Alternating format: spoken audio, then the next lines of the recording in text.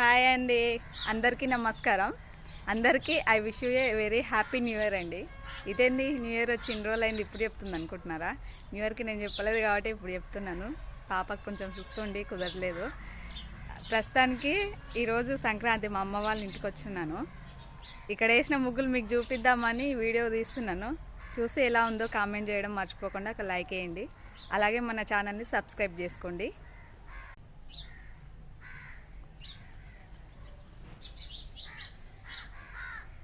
ఇక్కడ కనిపిస్తున్న ముగ్గు నేనే వేసానండి, ఎవరో వేసారా అనుకోకండి, ఏదో నాకు వచ్చినట్టుగా.